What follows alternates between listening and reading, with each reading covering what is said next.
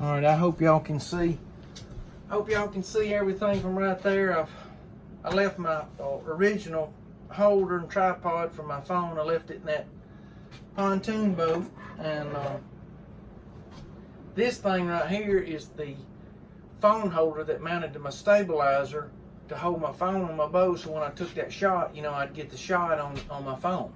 And anyway, it's I guess you just have to see it. It's sort of busy on the back, so it's hard to see if I'm focused in right on what I'm wanting to concentrate on, but maybe we're close enough that y'all can see what's going on anyway. Hannah's told me already. She said, Daddy, every time you do something, just video it. And I said, baby, you know, a lot of people, they don't care about all that stuff. She proved me wrong. Y'all have, I appreciate everybody's support and comments and thumbs up to everybody I didn't get to comment back on or whatever, but I do really appreciate it. Thank y'all. What we're going to do today is, a lot of folks have asked me about my little case pocket knife and how I keep it sharp, and you know, I know it's small and all that. You know, been boning out elk in Utah with it, and I mean not boning them out, but quartering them up and stuff like that. But this is just easy to carry. This is what I've always done. It's what I've always used to cut up hogs, deer, catfish, everything. I've just always used a small trapper knife. You know, two bladed trapper. You know, that's what I've always used. But anyway, I was going to show you, and I know everybody out there's got their own technique, or a lot of people do, but you know, sharpening knives. But for those of y'all that don't, I was going to just give you some pointers and maybe shorten up the process for y'all and make it a little easier with y'all. You know, if somebody's got a better way of doing things, I'm always, you know, I keep an open ear, you know, to it, because if they got a better way to do something, I want to hear it, because if it's going to make my life a little faster, a little easier, you know, hey, shoot, man, let's go. I want to hear it. That's just the way it is.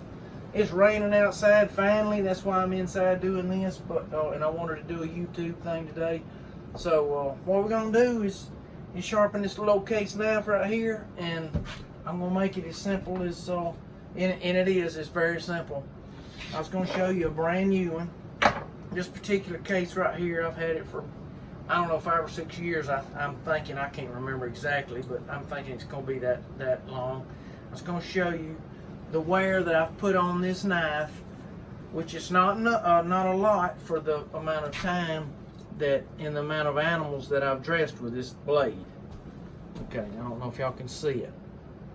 This being the one, of course, that you know, I've been using for 5 or 6 years, and this one being brand new. I think you can see, you know, you can pretty much see exactly where you know, where I've taken it off, and that blade's just a little bit, it's not much, but it's a little bit different. But anyway, that's 5 or 6 years. Now, when I get a brand new knife, and in another 5 or 6 years, I'll pick up this new one right here, probably. What I'll do is I've got, and you don't have to have this. Let me start over on this. You don't have to have this expensive stone right here. I don't know exactly what this thing costs, but this is the one that my daddy taught me how to sharpen a knife on, and the one that I taught Hannah how to sharpen a knife. This is the stone. It's that old. They still make this particular stone. Norton makes it. Really good stone. But anyway, what I would do with a brand new knife is get a coarse stone, and I would start with that. Okay, when you get a factory edge, what I call factory edge, the bevel on it, let me just simplify it. That's the way it has to be explained to me sometimes. But anyway, let me simplify it and say that edge, that factory edge is like that. Okay, what I want on my blade, my edge, I want it long. I want a long bevel, long sloping bevel, because to me that's going to be easier to keep sharp and maintain, and like I say, keep it sharper. And that's, you know, that's the object of all this, is to keep this knife as sharp as you can. Because one thing about it, I don't want to pick this thing up or get to Utah and pull this thing out of my pocket and it be dull and have to burn a hole through. You know, that elk hide's tough, y'all, let me tell you. So I want to keep my knife as sharp as I can for as long as I can, and that long bevel is the only way I know to do that. Now, some people may disagree. Now, if I'm going to cut bone, or like I said, I'm going to be that guy over there cutting, you know, the top out of that aluminum can, oh, I'll keep that factory edge because it's going to be actually harder to chip this edge, you know, it being a short bevel, than it would my long bevel. Okay? But me personally, I like the long bevel, easier to keep sharp, easier to maintain. Alright, first thing on a brand new knife, coarse, I'm going to lay that bad boy down. I ain't going to lay it all the way down, but I'm going to lay it down a pretty good bit. You know, almost flat. I ain't going to sit here and bore you with me grinding on this son of a gun for 15 minutes to get it to that point of being at the same bevel as I've got on my knife that I carry in my pocket. But that's the bevel, that's the angle that I use. Now you can go in between. You don't have to go with the one I've got. You can go with whatever suits your lifestyle, whatever you like better. This is just what I do. Now, once I get my edge to that angle, I never go back to that coarse or that medium stone again. It's always going to be the fine one. I don't want to take any more steel off of that blade than I need to maintain that edge, because I want this knife to last me at least 10 years. Okay? Now what I want to do is I've got it on the fine one. Now this one right here, if you use a coarse one on this, it's not only going to take more steel, it's going to leave that edge jagged and just rough. You know, you have to, if you're going to start with the coarse, you're going to have to go from the coarse, the medium, and then the fine to get this thing down to where it's shaven. You know, if you want to be able to shave with it.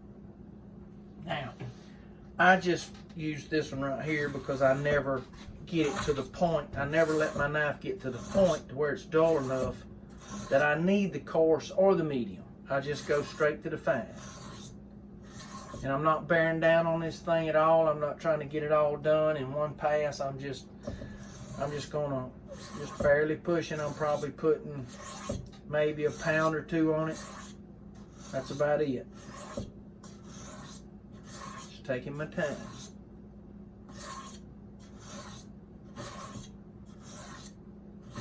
All right. And I'm not gonna grind on it all day long because I know it don't need it.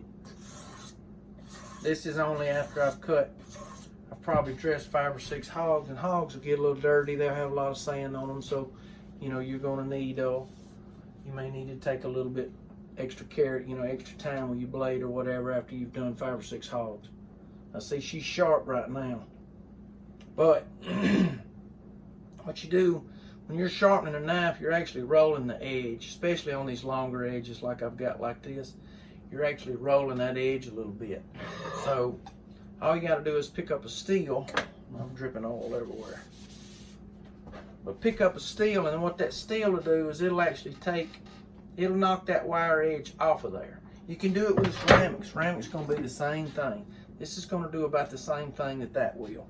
That steel. Keep it at that same angle that you've been sawing on that rock right there. Keep it the same angle. I know I'm doing this fast, and you don't have to go this fast. I've just done it for, you know, 100 years. Well, half of 100 years anyway, so I about got it figured out how to use it. Now, she'll shave right now. I would show you. I ain't got this old Indian. I ain't got no hair to even show you, but it will. I promise you, it will shave right now. It's super sharp. And this is the way I keep it. This is the way I maintain it. This is the way I keep it. Now, it takes that long, and it's it. Now, this is after 99% of the maintenance is this right here.